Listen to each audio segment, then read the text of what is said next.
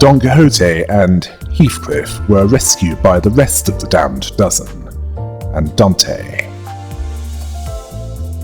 And then they decided to trash the gift factory, for almost turning them into gifts.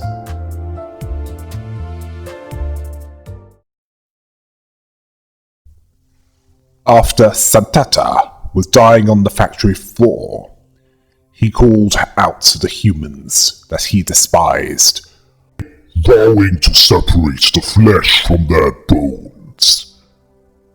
Then his gut suddenly began to expand. Someone shouted at them to hold their breaths. A large figure leaped out of the dark and slammed what looked like a stake into Santata's guts. Don Quixote complained about the foul stench. It was almost enough to make Sinclair pass out. Yi Sang saw it as the scent of potentially fetid refuse, or bad as it's more colourfully known as. Some of the damned dozen dropped to the floor, others gagged. It was a painful experience for all. Faust understood that the gas wasn't toxic, but the scent seemed to inspire an extreme level of discomfort in people. How the aren't you reacting to this? Now, if you were Angela, I'd understand, but as far as I'm aware, Angela is still confined to the confines of the library. And even if she wasn't, she's still an android. And androids, due to the AI ethics convention, if they were found in the city, they'd quickly attract both an arbiter and at least one claw. They've already proven in the past that they're willing to go beyond overkill when it comes to AI. In fact, they've done this twice. Or at least tried to. Then, the one that diffused the situation saw that they defeated a northern giant, yet they didn't seem to know the proper procedure for what to do after, asking if they're hunters from the city. Ishmael asked about proper procedure. The man told them that immediately before death, a northern giant's body fills with noxious gas. Yes, noxious gas before exploding in a rain of acid. Explaining this as he approached them. Continuing the explanation by saying that they have to puncture the hole in its guts. Yes. A hole in its guts to let out the gas before its internal organs condense into acidic fluid. Allowing it to cause a chain reaction could complicate things. Yeah. Clearly the northern giants have that, so if they die, they can hopefully take their enemies with them. During this, Heathcliff complained about the stench that won't come off, asking who was with them. Crayon identified him as Domino. She ran up to him and hugged him. Domino saw that it was good at least Crayon was safe. Otis, after stumbling for a moment, likely due to the stench, she briefly gasped for air before approaching Domino. Yes, Otis demanded that he identify himself. He called himself Domino, a monster hunter from Cloud Town. Although it's not a town anymore as it's only him and Crayon left. He told her to relax. He wouldn't even think about hurting any of them. He's a monster hunter, not a human hunter. Then Otis remembered that he's the hunter that Crayon mentioned, This made Otis relax after he confirmed his identity, leaning on the wall and looking to the floor in relief. Apparently, they normally go farther north than Cloudtown and go to a different village around that time of year. He was on an expedition to help them out. He understood that they decided to switch things up this time around. When he returned, they'd already finished their raid on Cloudtown and left, cursing how they'd become unpredictable recently. They usually attack right before Christmas. Yisang asked if tragedies like that happened often. Domino can't speak for the city, but he sees this as a common occurrence in the outskirts. A hellish place to live, if it can be called living. Survival alone is a miracle there. Sinclair asked if there were other places like that, like a mockery of a gift factory.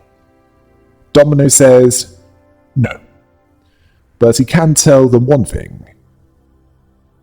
Compared to some worse things that could have happened, the tragedy that they witnessed there was nothing.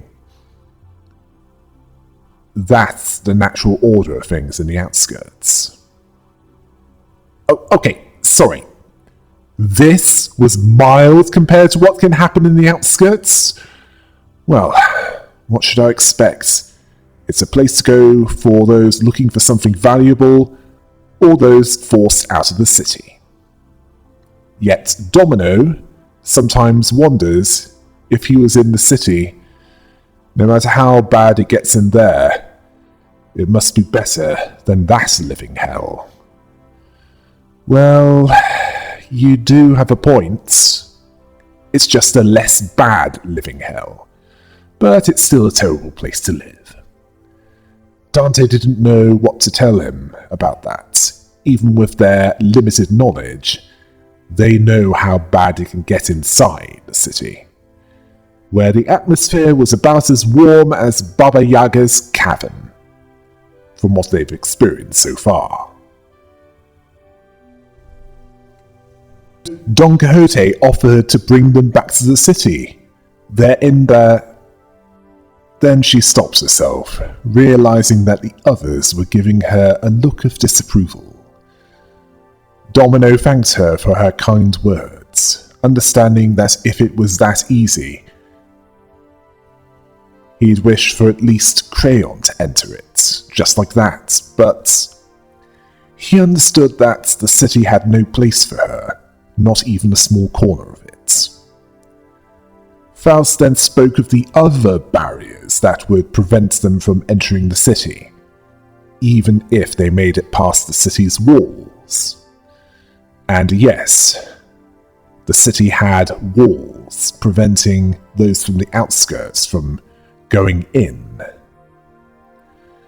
As for the barriers that prevent them from entering the city, they are collectively known as red tape, or more specifically, the countless variations of paperwork and procedure that they need to overcome before they can live the kind of life they desired. And this is considering what most would need to do in order to get into the nest of District 11. Hours of waiting in line, and even then there's no guarantee they'd get in.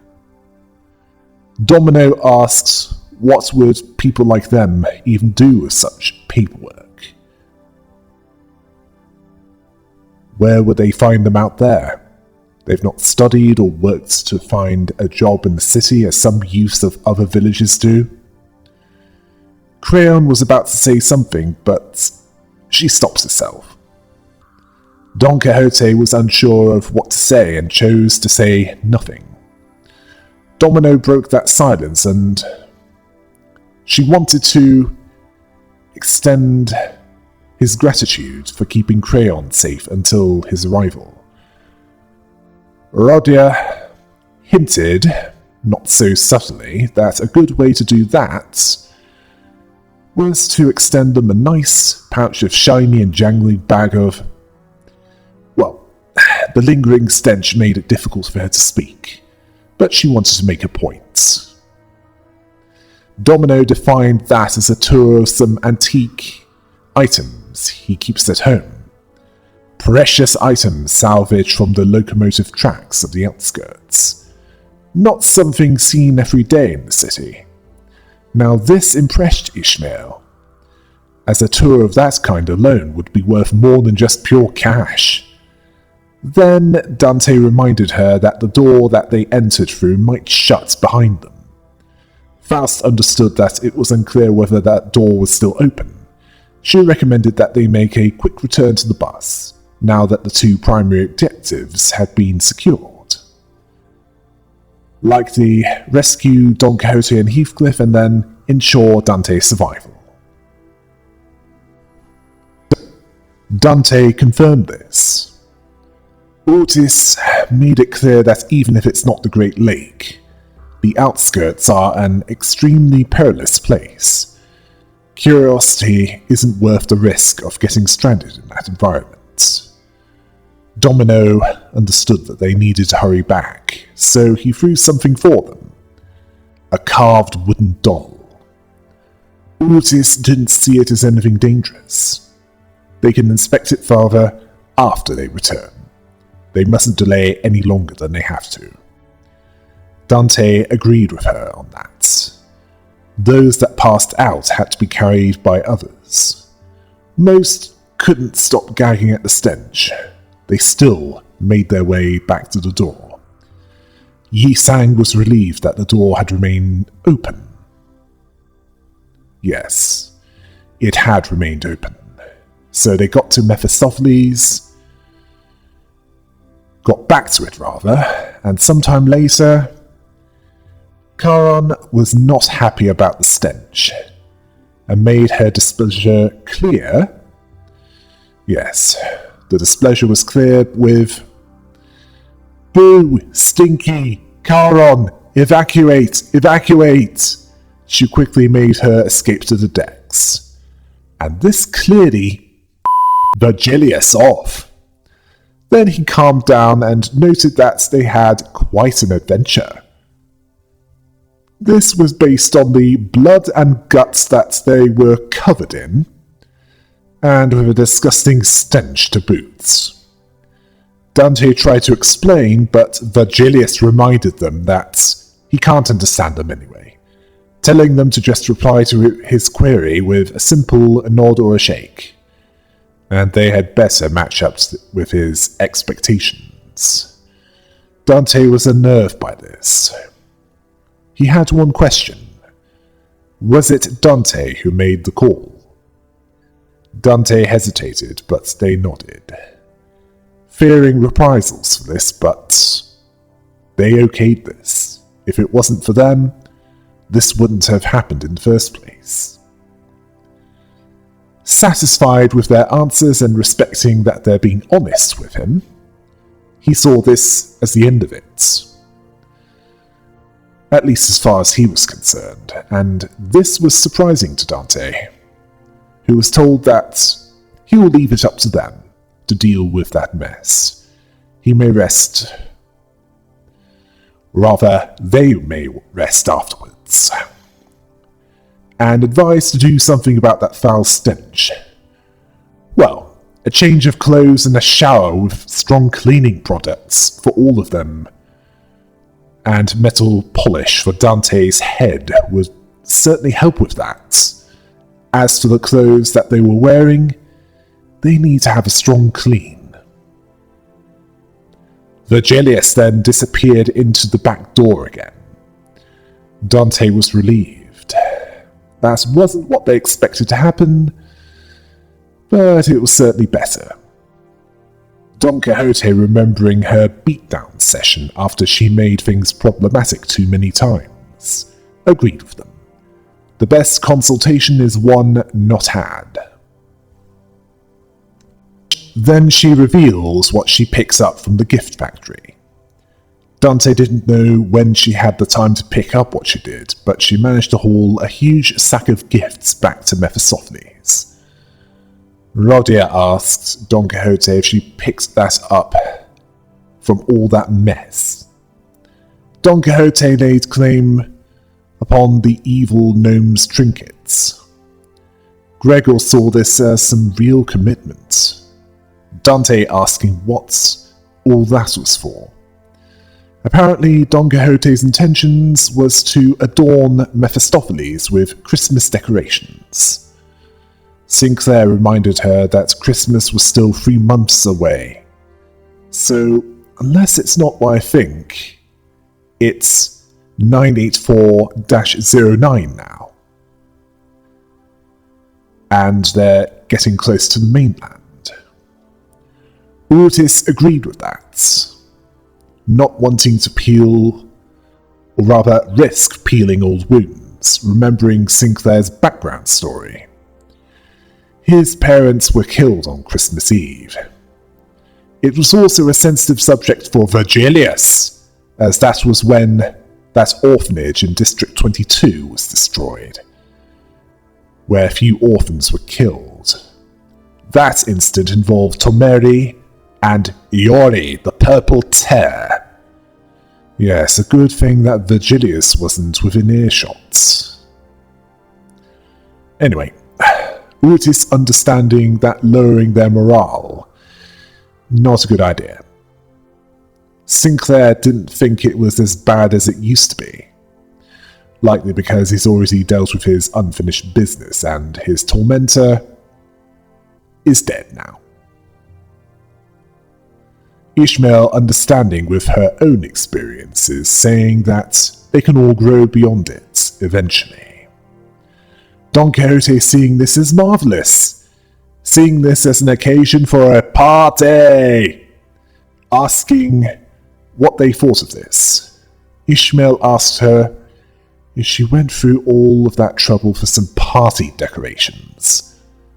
Faust told them that, according to Dante, it was because of Heathcliff's need for an outfit. He was silently brooding in his seat, with his face buried in his palms, literally, well, likely out of shame. Don Quixote spoke of the costume that she thought, at least, was worn by Santata. It wouldn't fit Heathcliff anyway. He told her to forget it. It wasn't the kind of look he was going for anyway. Rodier asked if he remembered what she said. They'd help him out as soon as they landed. As when they land, well, they can find a shop that sells what they need. Heathcliff then said that the outfit was one thing. Massault then spoke of the port ship that they sailed past, the one with the hair salon that those coupons were printed out for conducts its business. The coupons couldn't be used as the port ship wasn't on their charted routes. So stealing those coupons was pointless. All it did was attract the special snowflake syndicate who beat the out of you, almost boring your off with his overly dramatic speech.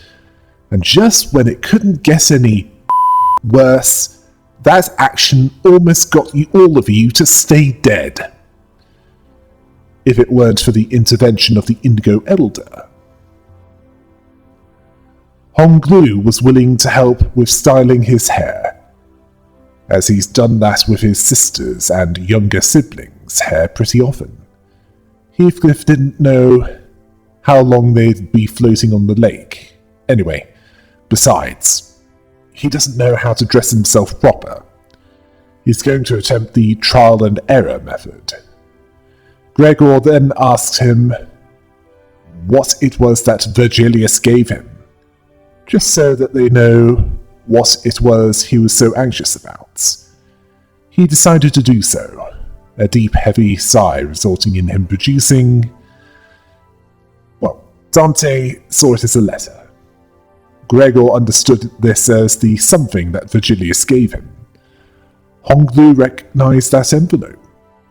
made from really expensive paper, made only in limited quantities at a time. Quite luxurious. Rodia excitedly asked if they could read it. Yes, he had no problem with them doing that, seeing it as nothing impressive. Rodia asked Dante to read it out loud for the rest of them. They were nervous, but they agreed to do so. Rodia handed them the letter, written in a beautiful series of cursive handwriting, drawn to an almost calligraphic perfection. They began reading. From Wuthering Heights, we cordially extend you, honored guest, an invitation to the... Dante then found that someone had coloured over part of the letter. They thought nothing of this, so they kept reading. Venue, Wuthering Heights, Teaquarp Nest. Should you accept our invitation, please convene at the designated location by 4 in the afternoon on the 24th, with this letter on your person. Please honor this occasion with your presence. With great respect, Nelly. Dante then noticed a postscript that was written in a different handwriting from the rest of the letter. P.S. You have to be there, Heath. I'll be waiting. Kathy. It was unclear what kind of occasion this was, based on what was coloured over. But clearly the rest of the letter's contents stoked the fire of passion in Heathcliff's heart once more. Roger then said, So... Gregor understood that Heathcliff had to look fashionable and classy for Kathy. Heathcliff agreed, but there's more to it than... Roger then told him to be quiet. She understands why he was so impatient. Heathcliff wanted to know why she was looking at him like that. Roger decided to leave it up to master hairdresser Honglu to style his hair. Honglu cheerfully told her that he wouldn't go that far. Then Roger gripped Heathcliff, dragging him off somewhere with Honglu, much to Heathcliff's displeasure. Yes, Heathcliff's displeasure was clear here, and Ishmael noting that Rodia has quite the grip. With her strength, he won't be freeing himself anytime soon. Heathcliff's fate was sealed. To be a mannequin to the now motivated and unbelievably bored Rodia's various experimentations. Don Quixote was hanging her spoils around their transportation and mobile home. Dante decided to go out for some fresh air, leaning on the railing, and dug through their pockets. The wooden doll Domino gave them, just as they hurriedly left, holding it and feeling its texture under their fingers, their eyes looking into the distance, towards where the outskirts lie. Likely in the general direction of the north, where they just were, thinking about the gnomes, the giants, and the things that Domino told them. Dante understood that there are people with stories in the outskirts as well, stories different from those in the city. Faust then approached them and stood next to them, unsure of how much she overheard. She advised them to follow the stars, star by star, then they might one day learn. For now, follow the closest star that shines before their eyes. Roughly translated, focus on the immediate future, we'll get to what's beyond it eventually. Then they overheard noises coming from the inside of Mephistopheles, joyous laughter and frustrated howls echoing out of the cabins. They've likely finished up dressing up Heathcliff. Yes, Dante asked if they should go and take a look at how Heathcliff was doing. Faust saw this as a tempting offer. Dante's heart was warmed by the interior a little, due to the added colour. Now, what did they put Heathcliff in? A crushed velvet suit with a frilly lace cravat? All that would need is soul bossa nova playing in the background. Yes, that's music. Soul bossa nova by Quincy Jones. Yes, that would definitely go with that look.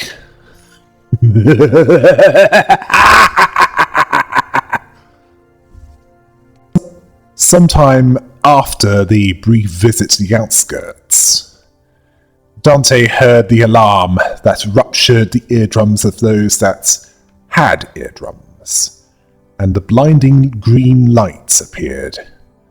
They understood what that meant, that it was that time again. Yi-san came out of his cabin, wrestled from his refuge of sleep once again. The alarm waking everyone up one by one.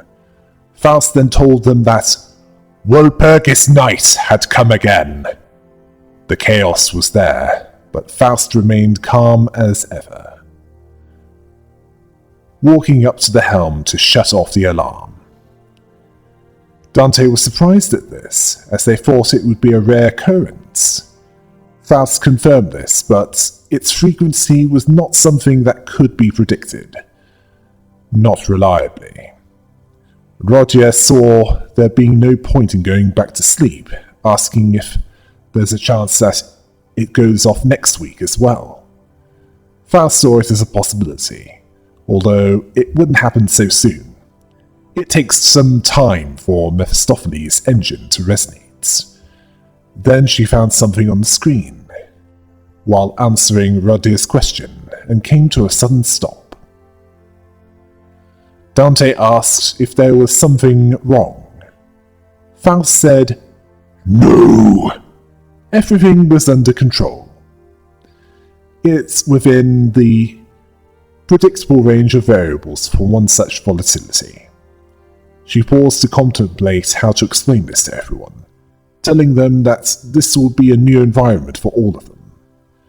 Dante wanted to know what she meant, but she didn't voice her concerns. She was walking towards the back door. She did not intend to answer their question, appearing to have another way of putting it to them, where she considered a picture being worth 1,000 words, so yeah, she decided to show them. Dante thought as much. Don Quixote was excited. She more or less said, "Yeah, I was getting bored." Ishmael told her that she wasn't long ago scurrying all over the cabin and placing weird decorations everywhere, asking if she grew tired of that already. Don Quixote answering her by saying that they have enough celebration for that occasion. Faust then told Dante to lead the way. The bored sinners seemed to find this new possibility of an adventure somewhat exciting. They slowly got up from their seats with enthusiasm. They made their way to the back door. Faust told Dante that the door on which the volatility occurred was in the direction of the dungeons. Dante noted that they're heading towards their room. Faust confirmed that and asked them to please open the door. She said something about the corridor changing depending on who opened the door. They walked towards the corridor, trying to recall what Faust told them. Ishmael was relieved that they're not going into the restricted zone this time, unlike the other time that they had to, while off duty, jumping to the rescue of two idiots who decided to saunter in there despite the repeated warnings. Clearly a dig at Heathcliff and Don Quixote. This irritated Heathcliff, saying that he wouldn't do this again. Otis told him that he went against that warning twice already. He's far from the most trustworthy of them. And that's not including his theft of those hair salon coupons. Ishmael agreed with her, and this irritated Heathcliff. Don Quixote reminded them that she's only done it once. Heathcliff, in response, said, "Shut it, you!" Dante noted that it was a while since this kind of camaraderie had happened, and they hoped that it would last. They turned the handle and opened the door. Honglu was the first to vocally notice, and Gregor saw a door next to the door to the refraction line. To the right of it, to be more precise. Dante saw that a door that was closed off before had transformed. It had an oddly familiar shape. They recognized it as similar to one of the doors in the Lobotomy Corporation branch facilities. Massault called it identical. There are different shapes that overlap over the door, but all of them were of the same design. Faust told them that overlapping shapes were more clear evidence that Walpurgis Night had returned. They opened that door and they walked through it, and another corridor appeared before them. Heathcliff asked if they were in another Lobotomy Corporation branch. Dante recognized the design of where they were, based on what they've seen so far. Heathcliff asked Faust if they could just open the door leading straight into one of the branches. Why are they doing any of this tour bus business? Asking if they're wasting time and effort out there. Faust told him that there are numerous inaccuracies in his statements that must be corrected. She'll tackle them in reverse order for him. Firstly, Walpurgis Night is an unpredictable event that not even she can predict. Otis noted that to base their entire operation on such an unstable element would be a plan most foolish. Yeah, Heathcliff had to agree on that one. Roger told Heathcliff to try and think a little before he speaks. Yes, this made Heathcliff scowl. Then he had a look of dejectment. Once he noticed the others agreeing with this. Although Faust wouldn't completely deny the possibility of pursuing that method. She told him that this wasn't the real Lobotomy Corporation branch. Well, certainly not one of those that they need to go to anyway. This was merely a result of Walpurgis Night's mutation of the corridor. She can't say with quite the certainty that it doesn't align with their mission of retrieving the golden bars, as... well, this was a different reality, not theirs. Heathcliff told her to stop the lecture when he apologizes for speaking without thinking. She repeated that she might look into possibly pursuing this method. Besides, there were more inaccuracies to be addressed. And Dante wanted to know what. Faust had more to add that needed correcting. She told them that they weren't in one of the Lobotomy Corporation branches, and Dante wanted clarification regarding what she meant. Faust told them that they were at the Lobotomy Corporation HQ of the past. Yes, clearly before the White Nights and Dark Days. If it's still as it was in the first game. So they're either in the past or in a universe that's behind in time. Now, this shocked Ishmael, who asked if it was Sinclair, with nervousness, completed that sentence by saying the broken wing. Faust confirmed this, also telling them that they're in the control team hallway, as in the section that's under Malkuth's command, who was formerly Elijah. Yes, Elijah, one of those that joined Carmen, Ian, and Benjamin to find the cure for the disease of the mind that was leading everyone to self-destructive behavior. She wanted to participate in the experiments, so she broke in and injected a test sample into herself, which slowly and painfully killed her.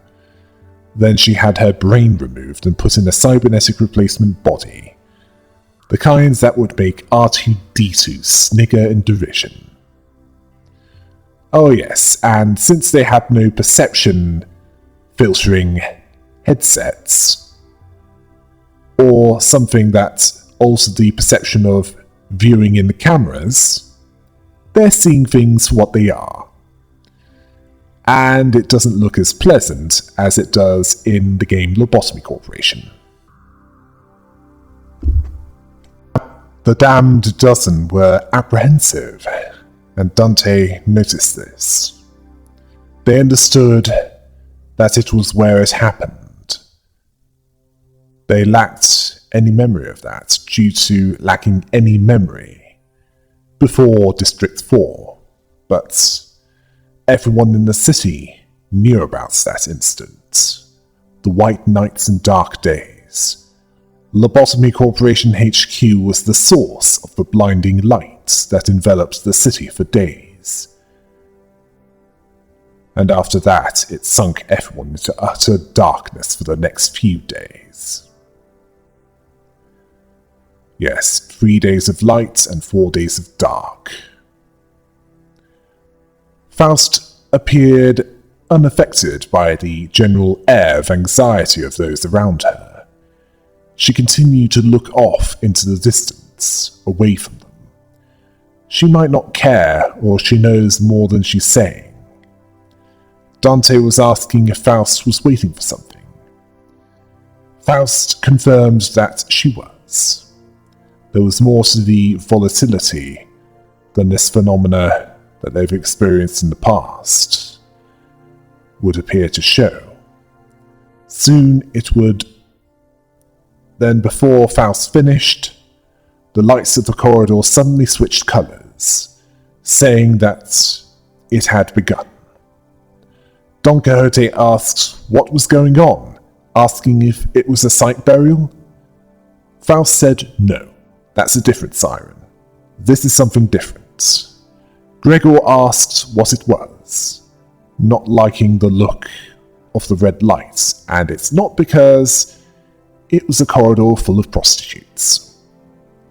It was something that was actually dangerous. Faust told him that they are ahead. Dante then saw a steam of unknown origin begin to coalesce there, and Gregor asked if it was a machine. Dante noted that it appeared to be a bizarre machine of sorts, and it appeared there. Faust called it an ordeal. Color green, time dawn. So at the earliest, it's at day 6, as that's the earliest that ordeals appear, and they appear when the stored energy is at 25% of the quota.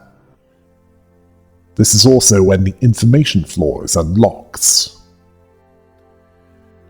Urtis called all of them to be ready for battle, understanding that they'll be hostile. Gregor told her that she didn't need to spell it out for them.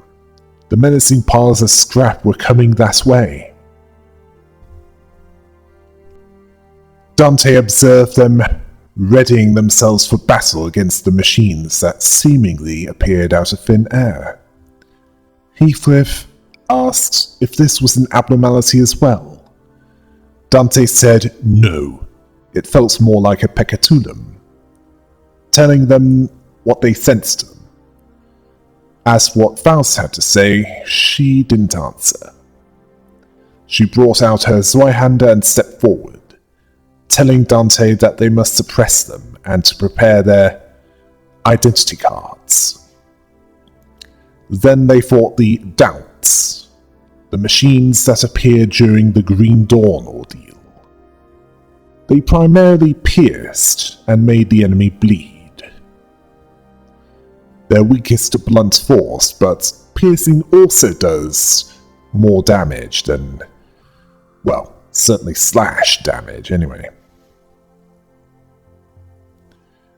And anything with pride affinity especially causes damage to those. The alphas are the most basic. They have what all of them have: the ability to cause 10 SP damage to all enemies when defeating one of those fighting them.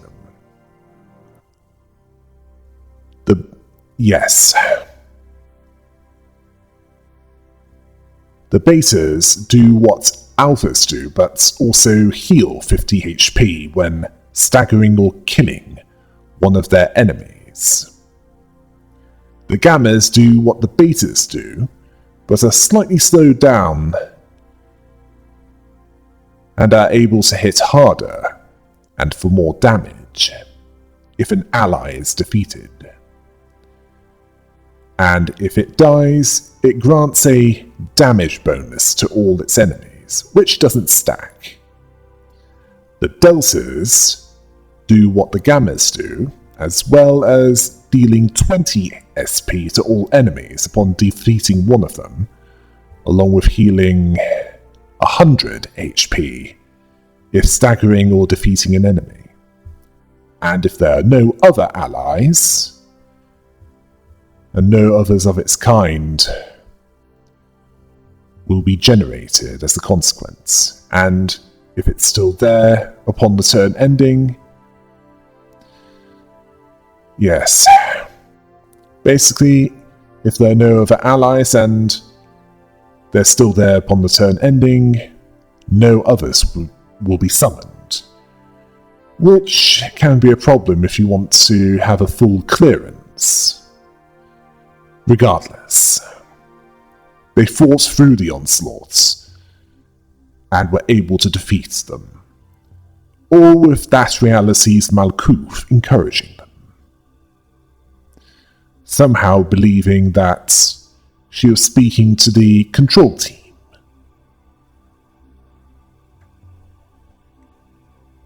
They were turned into piles of scrap metal. Gregor asked if there was a reason that they decided to stand their ground and fight instead of shutting the door on them. According to Faust, they stood to gain more reward by defeating them than by fleeing. Gregor wanted to know what she meant. He wanted elaboration. But Faust ignored this and began to observe the walls and items around her. Yisang asked about the nature of the doubt entities. Faust was clearly more willing to discuss this with him, rather than those who were the intellectual equivalent of PE teachers, or Heathcliff. She told him that they were entities that used to appear in the Lobotomy Corporation HQ, similar to, yet different from the abnormalities. They used to be called ordeals. Yisang understood that the corridor, which wasn't a containment unit, was also utilized to contain certain entities as well. Faust told him that these monsters spontaneously appeared during such periods. Dante asked if they were like the monsters of the outskirts. She said to Dante that it's one way of looking at it. However, the farther the technicalities are delved into, the more the comparison grows increasingly inaccurate. They'll eventually come to know more of it. That's all they need to know, for now.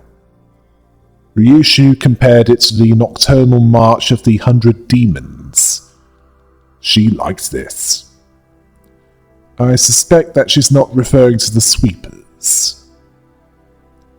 Faust had something else to inform Dante about, and they were listening. Faust informed them that there's a high chance of those ordeals or encounters of similar intensity appearing from these volatilities. She recommended challenging every occurrence of these encounters. Dante had no arguments there. Gregor didn't like that lighting. Don Quixote welcomed this. They'll find both entertainment and they can train themselves to be better. While Faust and Yi Sang were sharing their observations, the others were giving their own impressions. At least one was saying that it's better than dozing off in the bus until they find land. Dante hoped that Faust or Yi Sang would one day find the time to explain their findings to them. And they decided to get them going, as they had more of those ordeals to fight, as they needed to be able to wipe them out within each turn to get all of the rewards, among other tasks. Yes, and they also needed to extract all of the identities that were available to be extracted during this time.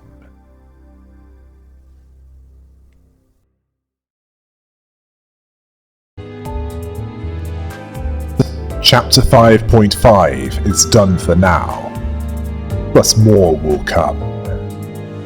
Until next time. Hail the rabbit!